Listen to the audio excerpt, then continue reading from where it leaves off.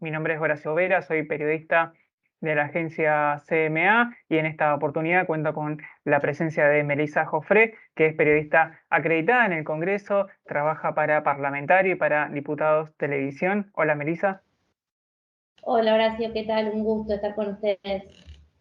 Bueno, el gusto es nuestro también y queremos analizar ahora lo que espera el gobierno argentino para el 2024. Tenemos a un nuevo presidente, a Javier Milei, que acaba de publicar un mega decreto de necesidad y urgencia con medidas económicas, con reforma laboral.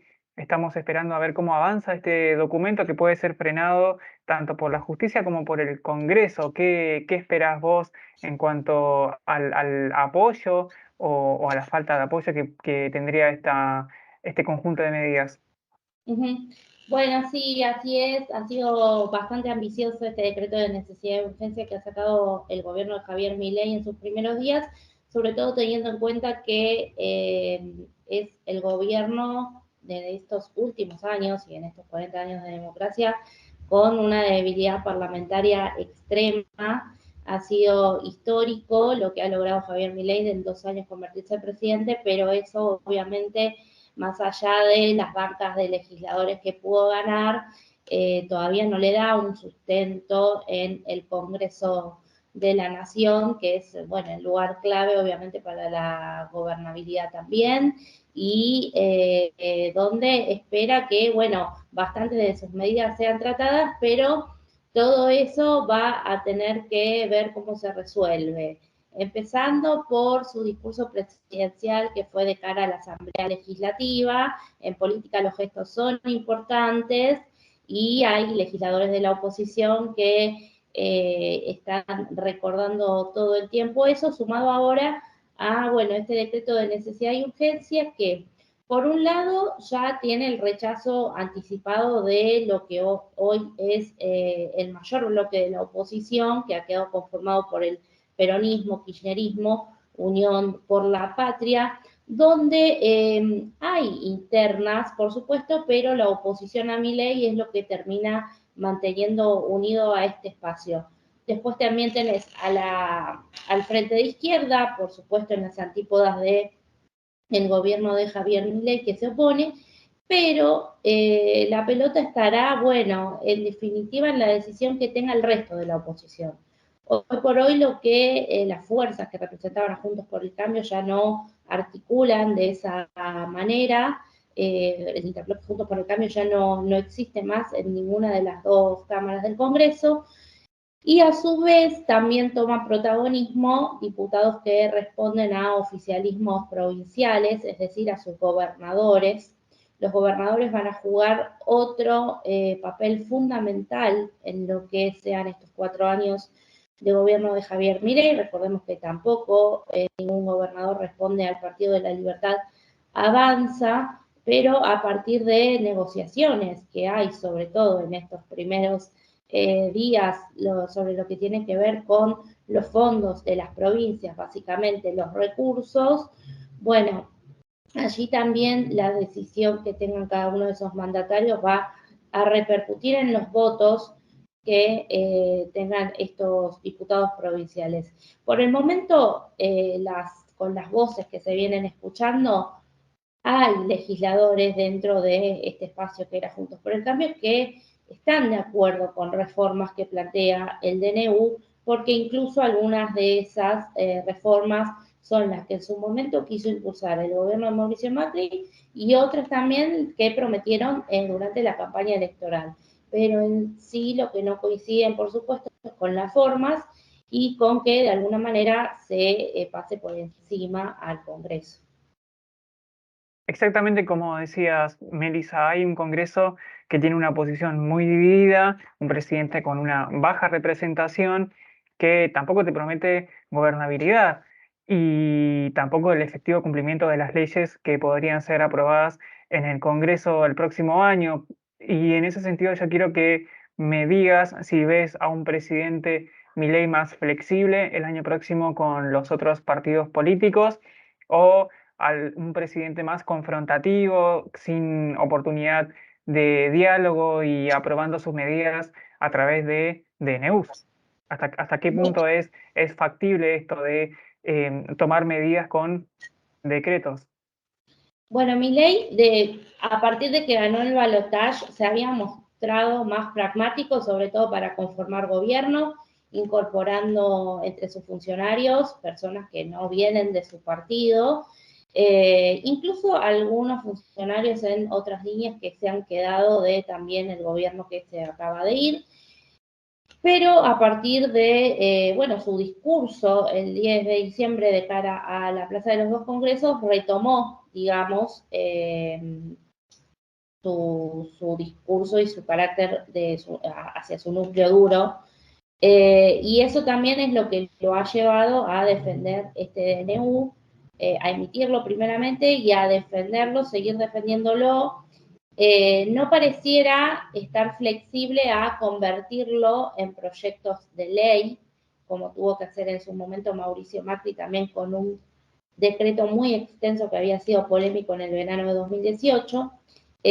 Milei tendría la decisión de ir a fondo con el decreto que solamente puede ser rechazado en su totalidad por el Congreso, justamente porque la justicia, aunque los tiempos son más lentos, salvo excepciones, ¿no? Pero también no es que va a decidir sobre todo el DNU para dejarlo sin vigencia. En definitiva, el único que puede hacer eso es el Congreso y en ese sentido, bueno, mi ley también mostraría que parte de lo que él ha llamado la casta, ¿no?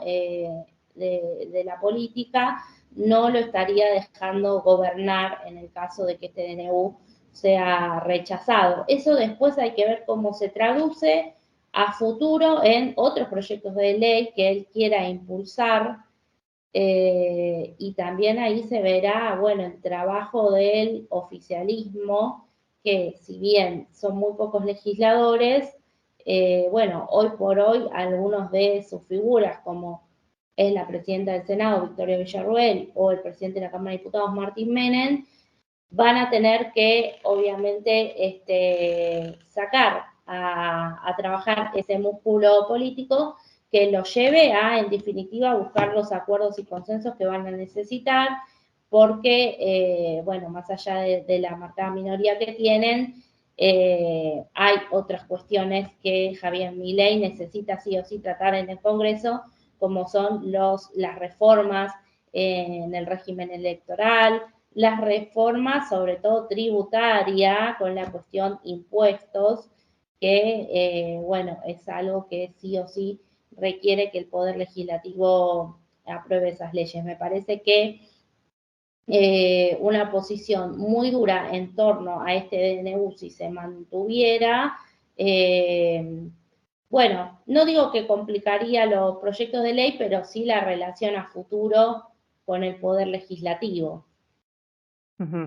¿Y qué se sabe hasta el momento de la conformación de esta comisión bicameral que tiene que tratar el DNU? ¿En cuántos días se tiene que conformar sus integrantes?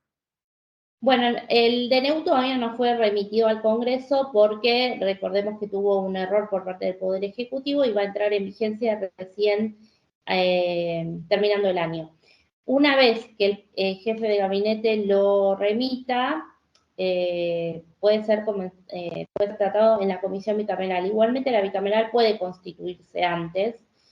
Hoy por hoy la decisión del oficialismo es intentar que Unión por la Patria no tenga la mitad de los integrantes en esta comisión. Es decir, esta comisión bicameral tiene 16 integrantes, 8 diputados, 8 senadores. Unión por la Patria reclama 4 diputados, 4 senadores, lo que lo colocaría en la mitad de miembros de la comisión. La idea de la Libertad Avanza es que sean 7 los integrantes del peronismo kirchnerismo y a partir de, bueno, acuerdos con el resto de la oposición, sí tener ya hay representantes más distribuidos. La Libertad Avanza igualmente va a tener 2 miembros. Y lo que sí no quiere decir que más allá de que Unión por la Patria tenga 7 miembros y llegara a quedar así la conformación, no quiere decir que este mega DNU vaya a tener un dictamen de minoría por el rechazo, porque en estas circunstancias en particulares, nada está asegurado de que la oposición, que era Juntos por el Cambio, la oposición que son partidos provinciales que hablan de, bueno, garantizarle cierta gobernabilidad también al Poder Ejecutivo, no firme con Unión por la Patria en este caso. Estamos hablando, ¿no? Me refiero a este DNU puntualmente. Esa sería, bueno, una primera foto que estaría alejada, digamos, de lo que fueron las sesiones preparatorias, donde sí la oposición se mostró más voluntarista, digamos, con el nuevo gobierno. Esta comisión bicameral está contemplada en la Constitución Nacional.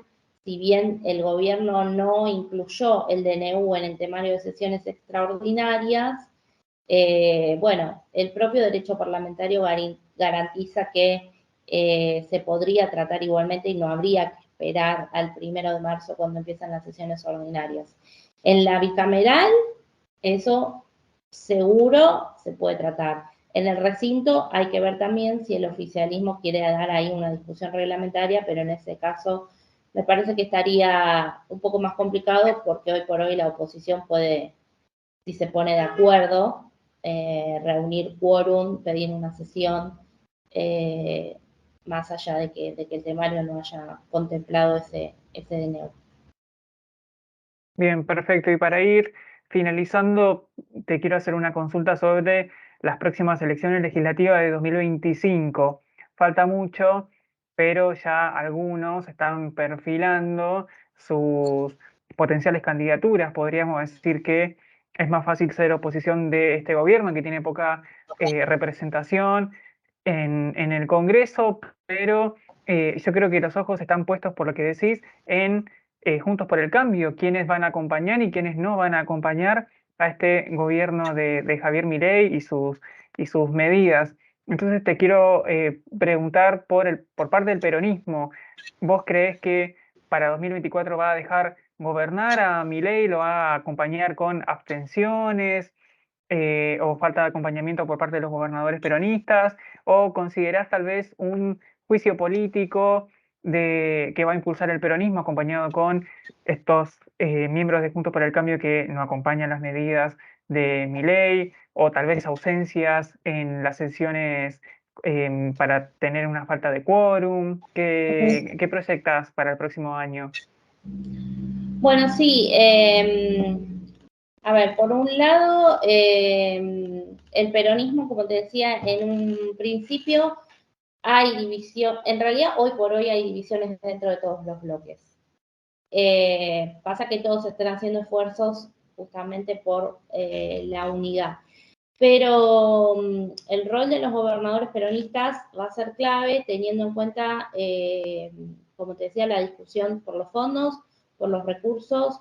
El propio presidente ha dado declaraciones públicas en las que incluso, no sé si es una amenaza, pero sí una advertencia en cuanto a las transferencias, ¿no? A las provincias. Y en definitiva, con algunas ausencias o con algunas abstenciones o con algunos votos que sean positivos y no negativos, bueno, allí va a haber seguramente mucho para ver y mucho para analizar respecto del rol que tengan los gobernadores sobre sus legisladores. Recordemos que cuando cuando asumió el presidente Mauricio Macri, que perdió el Frente para la Victoria, bueno, a los pocos meses se constituyó un bloque que respondía justamente a gobernadores. Hoy por hoy eso todavía no ocurrió, pero yo no descarto que pueda ocurrir.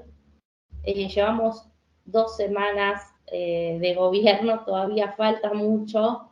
De aquí a 2025 es un poco difícil ver cómo va a ser ese panorama, pero hoy por hoy también el gobierno sí cuenta ya con aliado al PRO.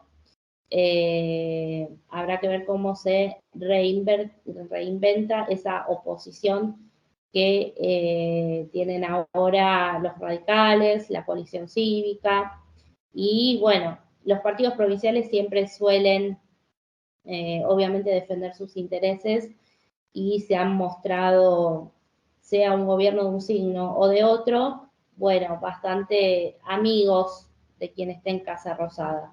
Este es un caso muy particular igualmente, no es un gobierno con el que muchos estén contentos de los gobernadores, por eso también toda la discusión y todos los debates van a ser, como advierten, ley por ley, es decir, aquellas leyes que consideren que están bien y que no afectan a sus intereses, las acompañarán y las demás las rechazarán. En el caso del DNU hay provincias que ya han advertido por, bueno, cuestiones que hacen a sus recursos naturales y a su autonomía.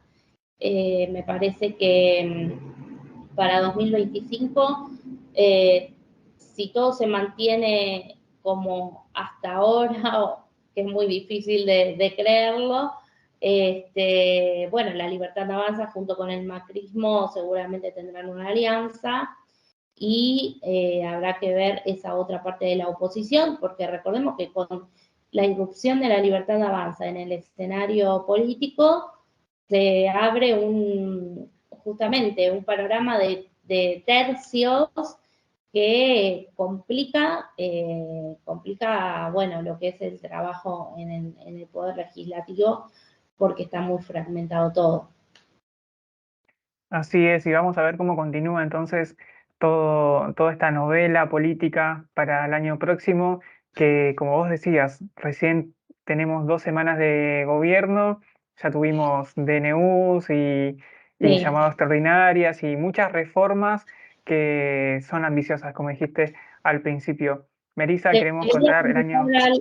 ¿Sí? perdón, te Decime. quería contestar algo más que no he respondido del juicio político. Dale. El juicio político es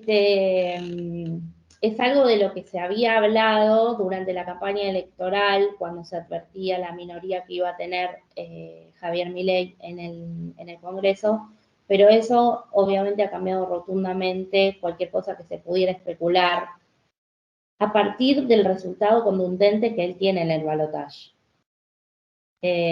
Puede que haya una oposición mucho más aguerrida que en algún momento del mandato de Javier Milei, dependiendo también las medidas que tome y cómo sea su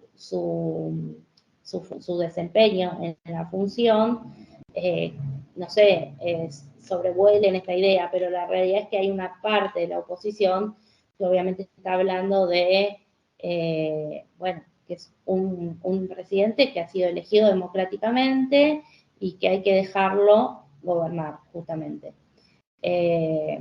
Sería ante un eventual, bueno, caso de realmente alguna irregularidad muy marcada por parte del presidente, pero si bien es algo que con lo que se había hablado, bueno, hoy por hoy es otra la situación y me parece que además de que el juicio político siempre ha sido algo muy complicado de que pueda avanzar en el Congreso y bueno, me parece que este no sería el caso. Perfecto, bueno, vamos a estar estudiando entonces todos los escenarios que preparen los partidos políticos para concretar las medidas del presidente o no. Vamos a contar con vos seguramente, Melissa, el año próximo para estudiar cómo avance la agenda legislativa y muchas gracias por esta entrevista. Bueno, muchas gracias a ustedes. Bueno, hasta luego. Nos vemos.